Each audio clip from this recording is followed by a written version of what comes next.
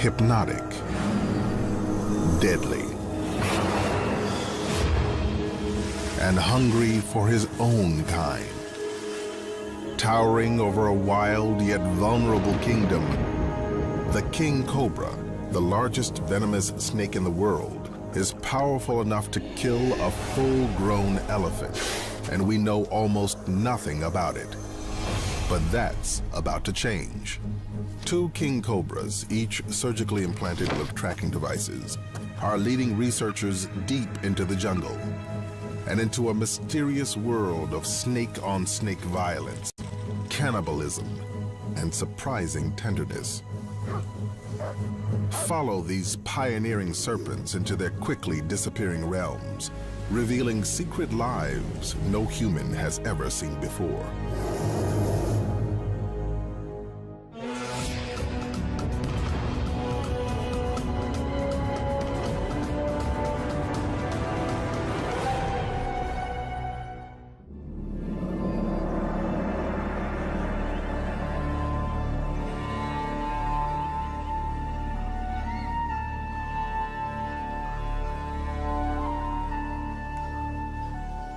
In the sun-dappled forests of India, a rat snake tastes the air for the scent of his prey.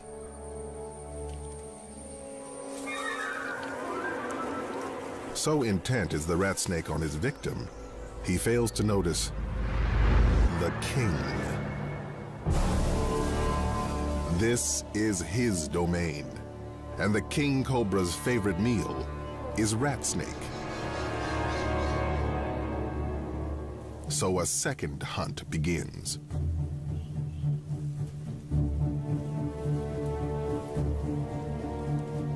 The rat snake sees his mistake, but it's too late. The hooded hunter looms, and the rat snake cowers. The king seems to contemplate his meal. A mistake. There's an intruder in the kingdom. The rat snake uses the distraction to make his escape.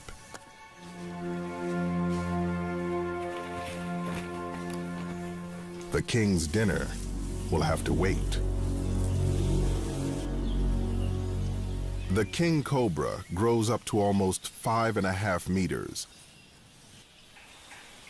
and has ruled the forests of India for millions of years. But this ancient creature lives in an increasingly human world, and its kingdom grows smaller every year. King cobras reside throughout Indonesia, Malaysia, and much of Southeast Asia, but a mountain range along India's southwest coast, known as the Western Ghats, has perhaps the highest density of king cobras in the world. The Ghats are one of the wettest places on Earth. Vast quantities of India's water run through its labyrinth of rivers and waterways.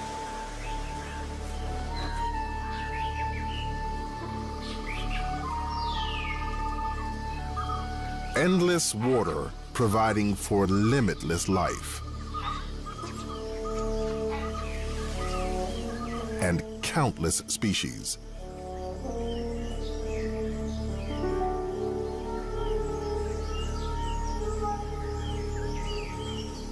All this life ensures a chain of never-ending death.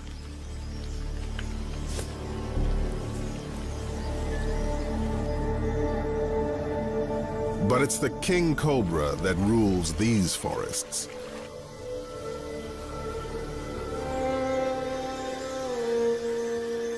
It can live up to 30 years of age and never stops growing. To accommodate this endless growth, the king must shed its skin 4 to 6 times a year. The first sign, its eyes become cloudy, from a milky secretion released to help separate old skin from new. When its eyes clear, it begins shedding. It can take up to 10 days to scrape the used flakes of itchy, irritable skin free. It's an anxious time in the life of a snake, and a bad time to seek out the company of humans. But houses offer warmth, shelter, and a choice of hiding places.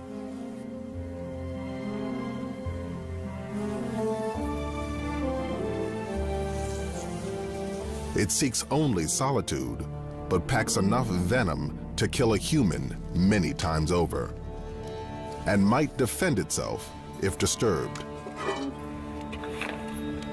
with fatal consequences.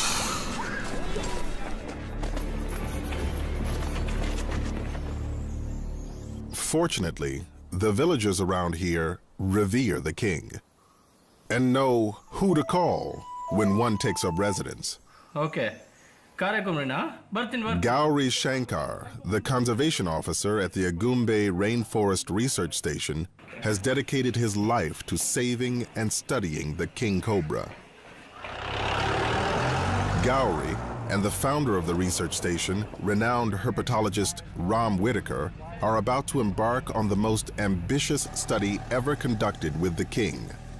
They want to capture and radio tag king cobras for the first time and follow them into the wild.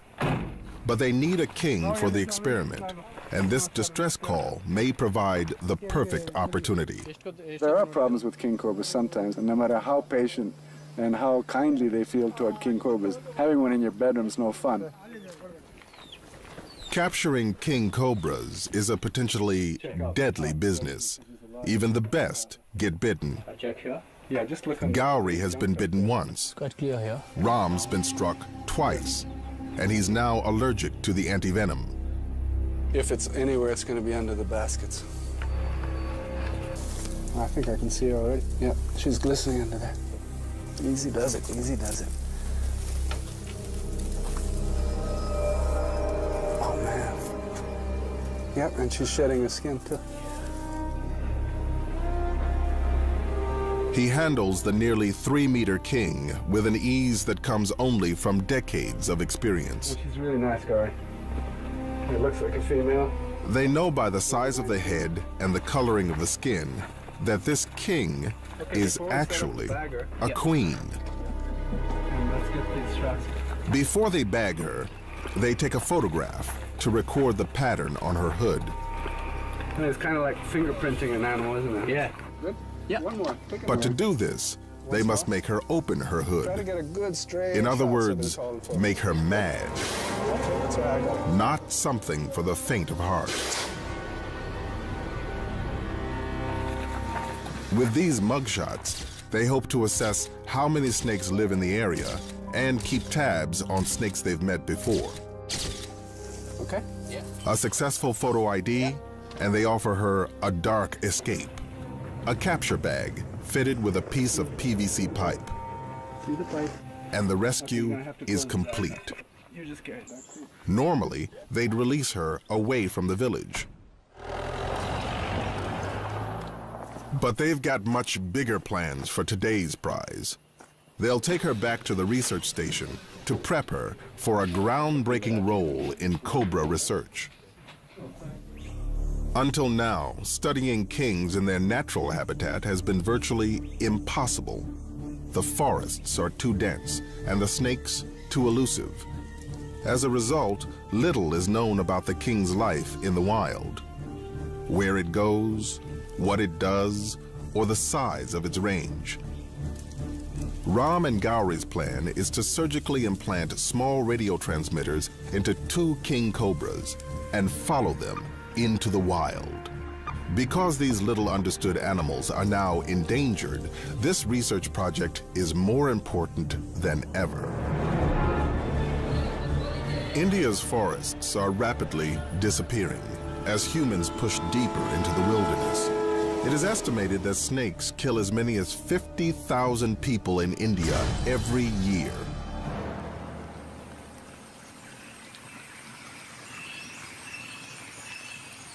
While the king cobra is the largest venomous snake in India, there have been only 4 reported deaths in South India in the past 20 years.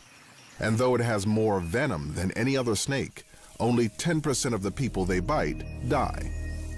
Because kings can control how much venom they release. Muscles around the venom glands contract, squeezing calculated amounts of neurotoxins through its hypodermic fangs and into the victim. Or it can release none at all, which is often the case with humans. After all, venom is valuable. And the king is a prolific killer of other snakes. The king cobra's diet consists almost entirely of serpents.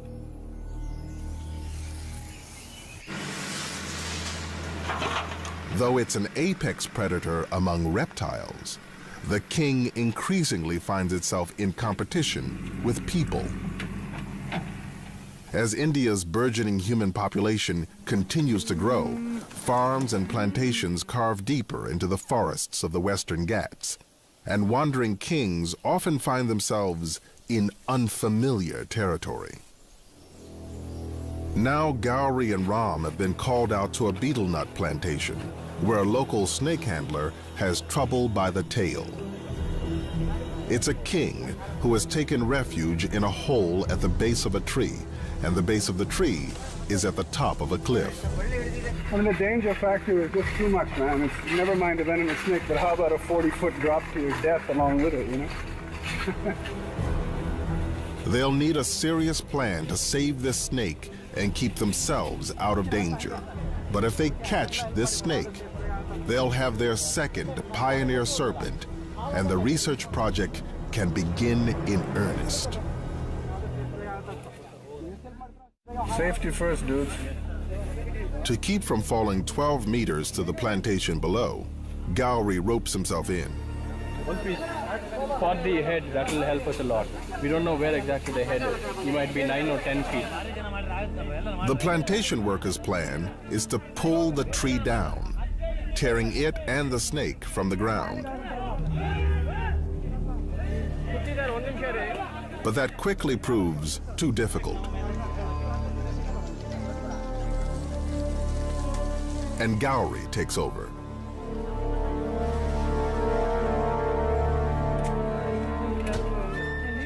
Carefully digging around the hole, he loosens the snake's grip on the earth.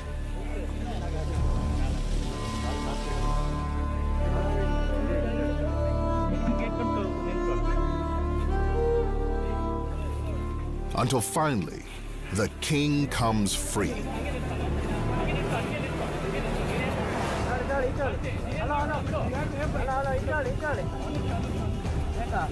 Now the local snake handler, perched precariously on the top of the cliff, finds himself face to face with an angry king.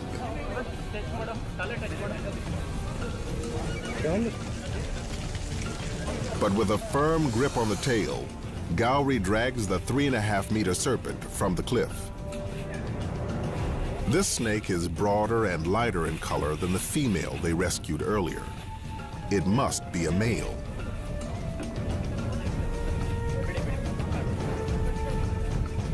As the audience gathers, Ram and Gowrie try to lure the serpent into the bag.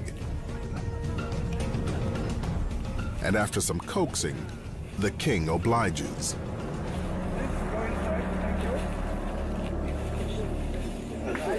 Toughest catch I've ever seen in my life, actually. Insane, actually. Now the tagging can begin. With both a male and female king cobra, they'll be able to compare the behavior of the sexes, something that's a complete mystery right now. It's time to call in the expert.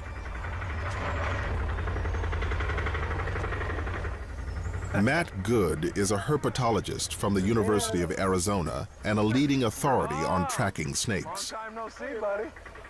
Well, it's difficult because the animals that we study are very secretive. You really have to be creative. There's just as much art in it as there is science, and you sort of got to think like a snake, I guess. Matt has implanted radio transmitters in hundreds of venomous snakes, but never a king. Radiotelemetry has really just revolutionized the study of snakes. Before, you know, you could release a snake and probably never see it again.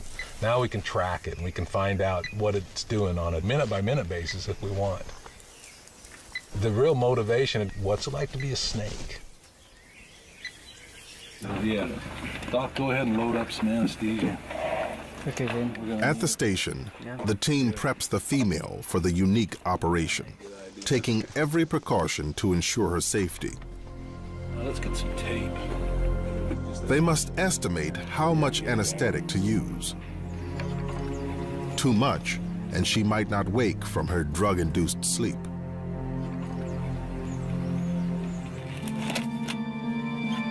Needle drivers. Thank you.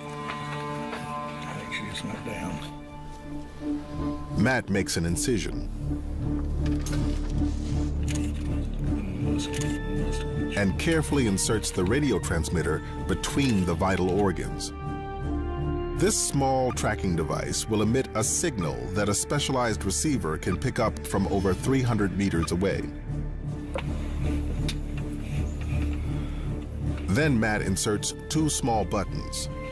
These will take temperature readings every hour for the next 2 years. Some final stitching, and the operation is complete. The king was shedding when captured, so they removed the final flakes of dead skin, Oh, I see. I didn't realize. including the eye cap, the dead skin covering the eye. Fairly okay. See fairly clearly through that. All that is left is to wake her up, Just watch out that stuff. What is that? but she does not respond. So Matt inserts a straw into her trachea and gives the king mouth to mouth, trying to flush the anesthetic from her lungs. But she still won't wake up. No, 30. 60. Because kings are an endangered species, the Forest Department keeps careful watch. Is breathing properly, filling up properly. Finally, the king takes a breath for herself. Thanks, Doc. That was fantastic. Thanks, everybody. The surgery is a success. Tomorrow, it's the male's turn. So cool, man. That's good. Soon, both snakes will be released into the wild. This looks like a great spot to me, right in the stream bed. Yeah. This female king was rescued from a human world. So for the study, the team releases her 30 kilometers away from her old home, far from humans. Oh, there she is. By following the king into her world, they'll learn how far she ranges, when she's active, and how she behaves in the wild. Matt is also eager to see if the king has a homing instinct. It's one of the main goals of this study is to understand if there's a difference between translocated snakes and the ones which are already in their home range and are used to where they live. If a relocated snake simply returns to its old territory on human turf, then relocation itself is not the solution. If we have to come catch them and translocate them, then we have a problem on our hands. And if she continues to clash with people, she could be killed. Anxious for a quick escape, the snake moves south, away from its home range. Only time will tell where she's headed. The day the journey begins, you know? The adventure begins. We'll see what this snake does. It's going to be really cool.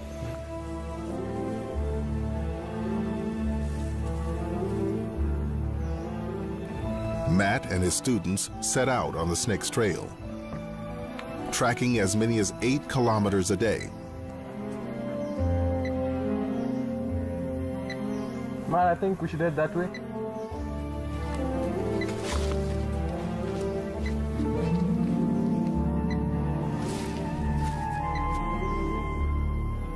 For the volunteers, it's the experience of a lifetime. Complete with myriad encounters found nowhere else on Earth. But they must keep all their focus on the king.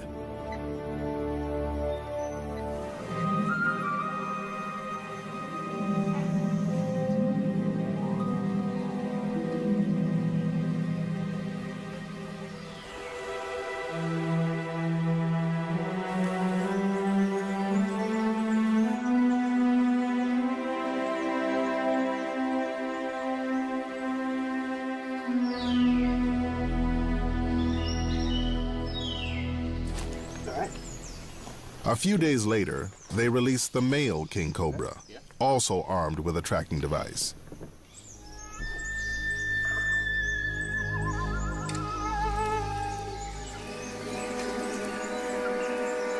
That's it? Cool, man.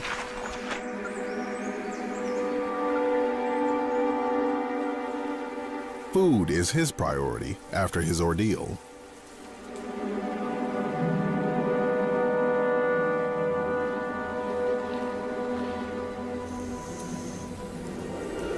He tastes the air, drawing in microscopic scent molecules with his tongue.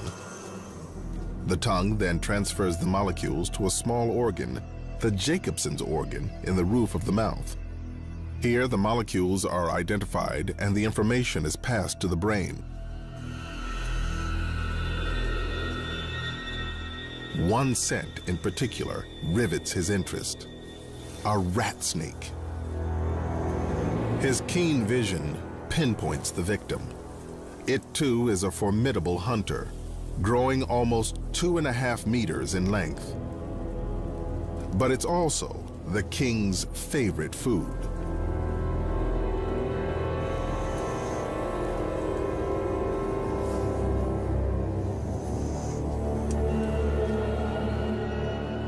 The rat snake tries to look intimidating, but it's outmatched in every way. The king cobra towers over his victim.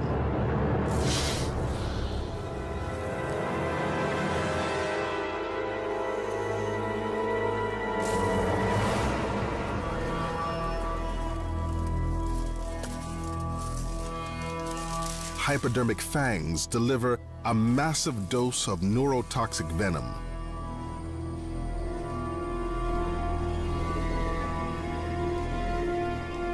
The rat snake is not venomous, so its desperate counterattack does little to deter this predator.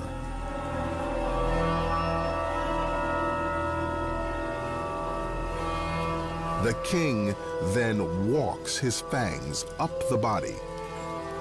Each gnawing bite injects more venom until the struggling lessens and an all-out attack on the nervous system begins. Eventually, the diaphragm and lungs are paralyzed and the victim asphyxiates. Kings always eat their prey head first. Backward-facing teeth help guide the victim down. The venom has already started to digest the rat snake from the inside out. It absorbs the entire snake, bones, scales, everything.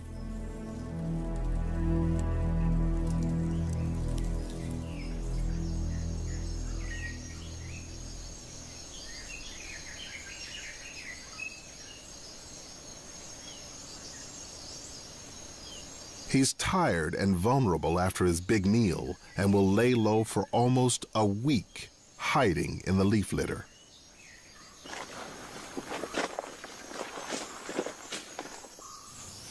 The radio-tagged female is still on the move. For the eager volunteers, it's a trial by fire. Bad weather, treacherous terrain, and one of the densest populations of deadly snakes in the world makes tracking through these forests extremely dangerous. And trouble can come when least expected. Just a few days into the project, they lose the female snake's signal. Nothing, huh? Yeah, spin that thing. Now, guys, we got to get up out of this stream bed. We got to get up on top and see if we can get that signal. We need to do it quick, or otherwise we're going to lose this snake.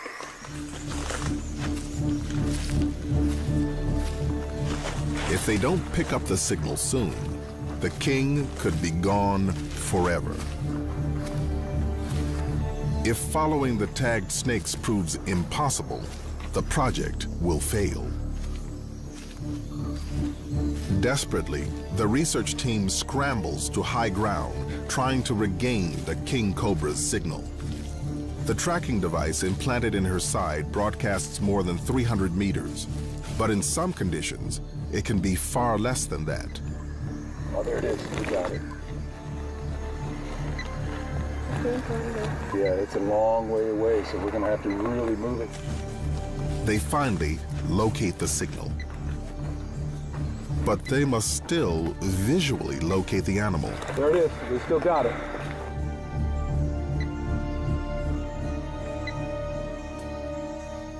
There she is. There she is. Back now. Nice.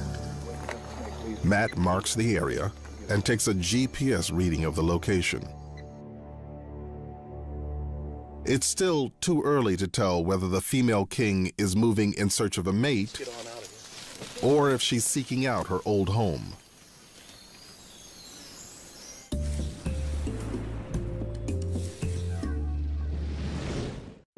The ever-changing relationship between animal and environment has always pushed Mother Nature to the limit.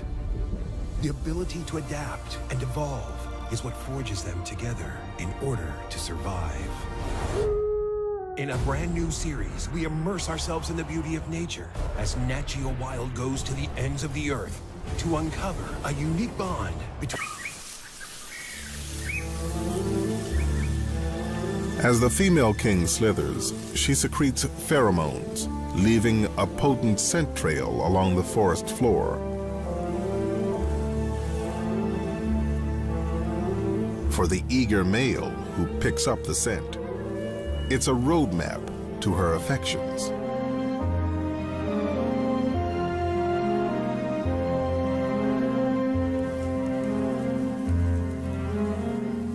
Finding her is only the beginning of his trials. Females are often wary of the larger males, and with good reason. He could kill her if she does not accept him. But she could also kill him, so he bumps and nudges her with his nose. An eager flirtation. Eventually, the seduction works, and our female relents. She spreads her hood and raises her head off the ground. Mating can take as long as an hour. If all goes well, in about a month, she'll lay some 20 to 40 eggs. The heirs to the throne.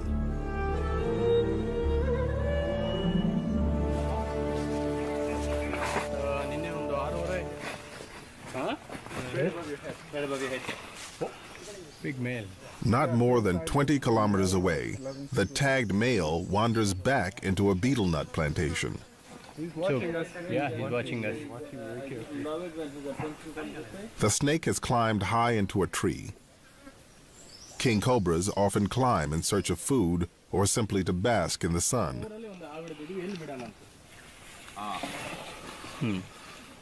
First, they try cutting down the branches around him. He's going up. But he only pushes higher.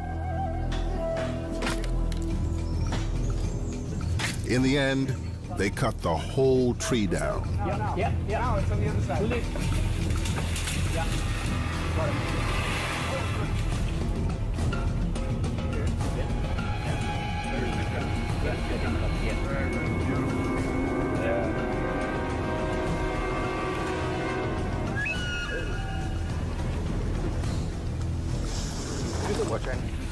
Yep. They once again coax him into the bag. Good. Easy catch. Wonderful. The tagged male's attraction to humans offers some troubling insights into the snake's behavior. Yeah, there he goes. Don't move. No one will move. If he's lost his fear of people, his behavior could be dangerous for serpent and human alike. With populations continuing to grow, finding a safe way to coexist with kings is a priority.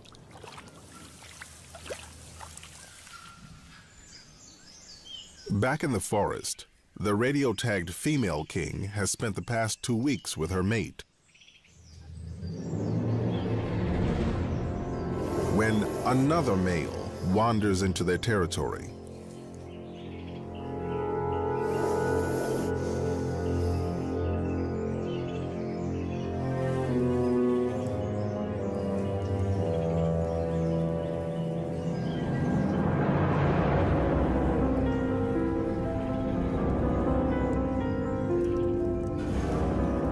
During the breeding season, when two male snakes collide, everything is on the line. Often mistaken for a mating dance, this display is actually a form of ritualized combat. Unwritten rules govern the duel, and there's no biting allowed.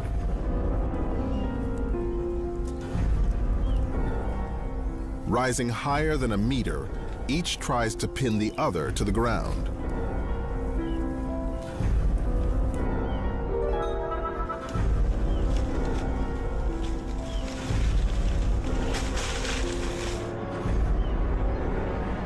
With a final, non-venomous blow, the contest is ended.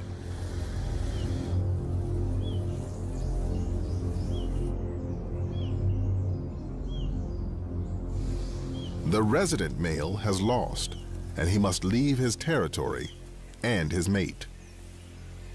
And to the winner go the spoils. Like all males this time of year, this snake seems to have only one thing on his mind: sex. But our tagged female has already mated and wants only to be left in peace.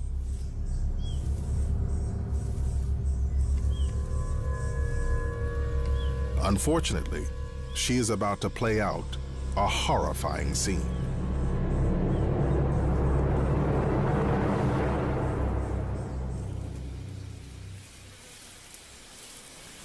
At first, the new male king cobra seems to be merely persistent in his courtship, and the tagged female playing hard to get. But she's carrying another male's eggs. Is it possible he senses the rival's offspring? For whatever reason, his intentions turn from mating to murder.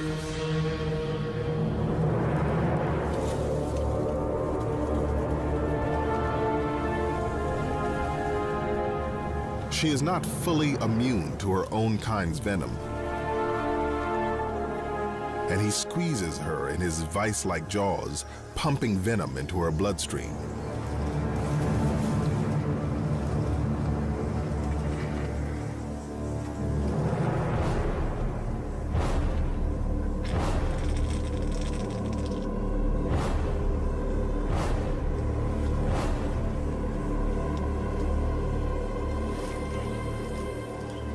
But death does not come quickly.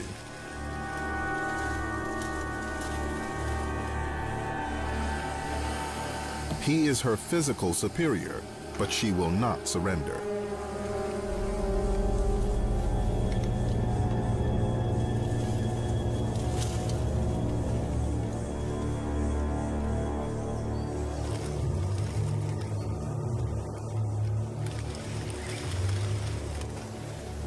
After more than a half an hour, with every ounce of life left in her, she begins to roll.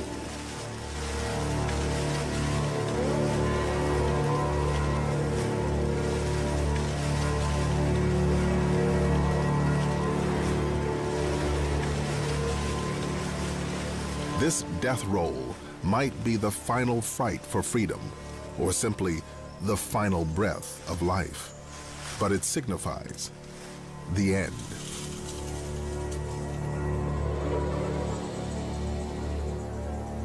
After 45 minutes, the queen is dead.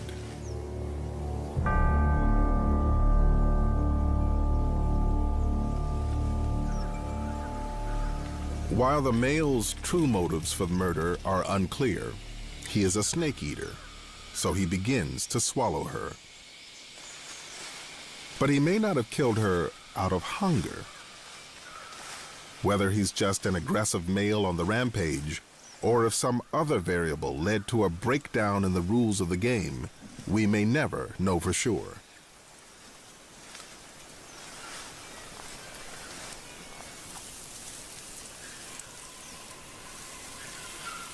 But the pregnant queen is too large, and he cannot swallow her.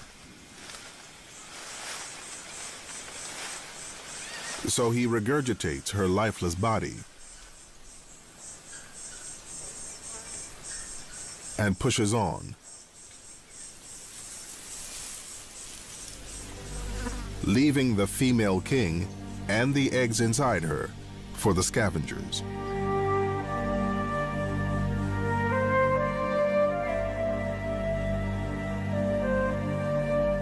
Life in the wild is a series of harsh realities, but for every tragedy, there is new hope.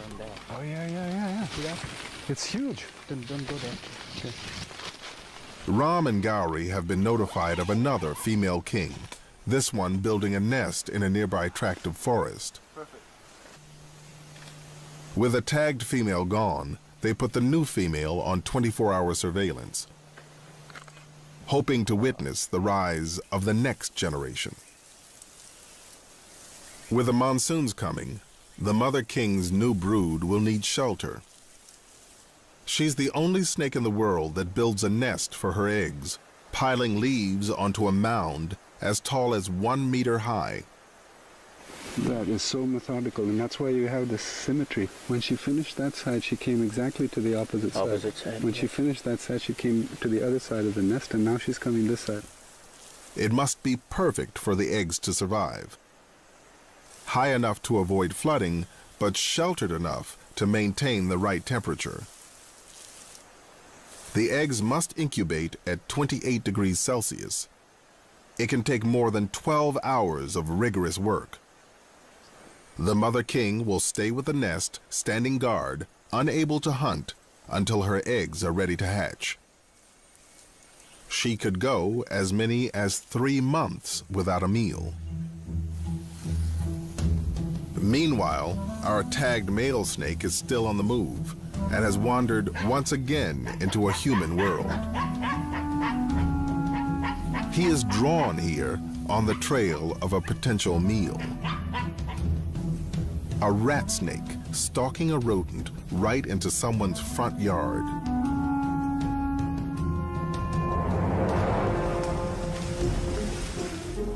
Nothing will interrupt this hunt. Twisting and turning, he mauls the victim, pumping it full of venom. Witnessing this hunt in human territory confirms a suspicion Ram and others have held for some time. We're learning an awful lot by radio tracking for the first time, and we always suspected that they spend plenty of time in rice fields, and that's where they find their rat snakes, because that's where the rat snakes find rats. But now we've really proved it with what we found out. Humans attract rats, rats attract rat snakes, and rat snakes attract king cobras. Still, despite increased contact with the serpents, human deaths are not on the rise. It is the king cobras who are more at risk. But as the dry season wanes, the kings have more immediate concerns.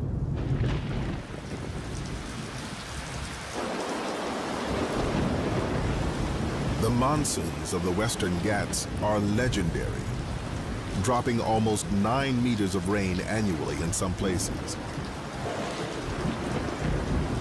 And everyone must adapt to the monsoons. People, animals, even the king. The deluge batters the female king's nest. If the water rises too high, all her efforts will be lost, and all of her babies could die.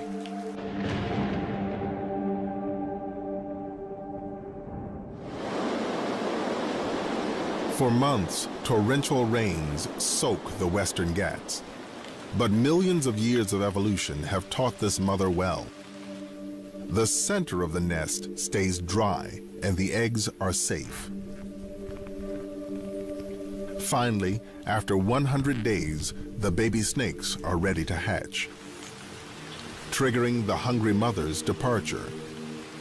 She is, after all, a snake eater, and no doubt hungry enough to eat her own young. So instinct drives her away in search of an unrelated victim. Deep in the nest, using a sharp, tiny tooth, a new king tears the leathery egg casing. and breathes its first breath.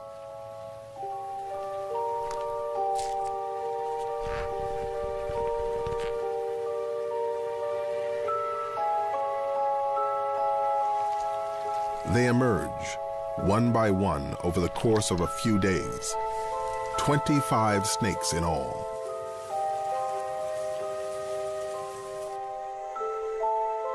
Armed with a predatory hunger even at birth, they will remain by the nest for 24 hours to absorb their nutritious yolks, sustenance for the hard days ahead. They are less than a day old, already powerfully venomous, but still vulnerable. Left on their own, most of the babies will be taken by predators such as raptors, mongooses, even other snakes, or they will die of starvation. Only 1 or 2 of the 25 snakes will survive to adulthood. And even then, nothing is guaranteed. For Ram, after 37 years of studying the king cobra, the tagging project has shown him that he's just beginning. I wish I could say I know a lot about king cobras after all these years. To be honest with you, we've barely scratched the surface. So far, the research project has been a success and has provided a rare glimpse into the secret world of the king. What we've learned so far is pretty amazing stuff. We know now the kind of resting places they prefer. In caves, they go in caves and holes an awful lot. They climb a lot, which we suspected before, but now we've really proved that as well. They've also found that the male moved much farther than the female. Before the female was killed, she traveled around 5 kilometers. But over the first 7 months, the tagged male snake has moved more than 75 kilometers, and he shows no signs of slowing down. But we had a sighting recently, and he looks in very good shape, which means he has been feeding, he has been drinking, he has been living well. We were always a little bit worried. This is the first time king cobra has ever been radio tracked. We don't want him to feel as though he's being chased by us. We want him to do everything naturally. But there are troubling discoveries as well. Researchers believe the male snake is moving in search of new territory. But it seems he's learned that human habitat is a good source of food, shelter, and warmth. And he's twice made his new home in our world. Simply relocating snakes away from humans is not the answer. But the solution remains a mystery. One thing is certain: as people expand deeper into the wilderness, something is bound to give.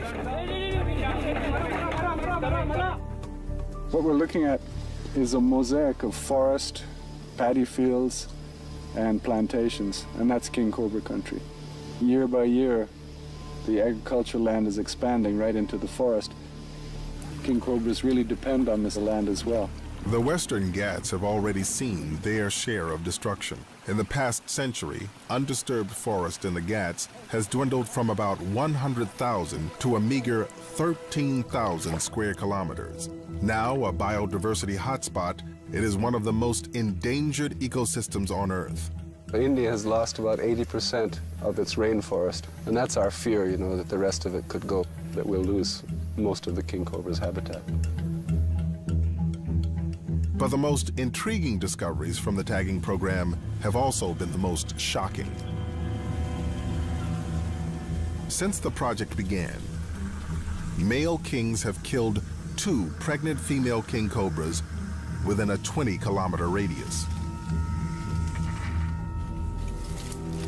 The researchers don't yet know whether the killers were rogue males on a rampage, or if the brutal killings of pregnant females is common among wild kings.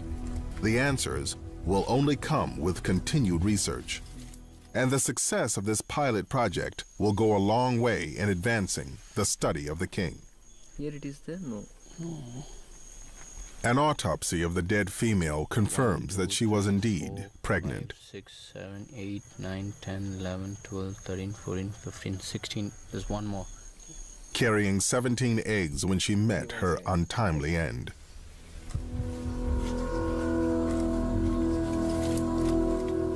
She is laid to rest with a royal funeral pyre, a fiery homage to this pioneering Queen of Kings, whose sacrifice has given us an unsettling new glimpse into the King Cobra's merciless world.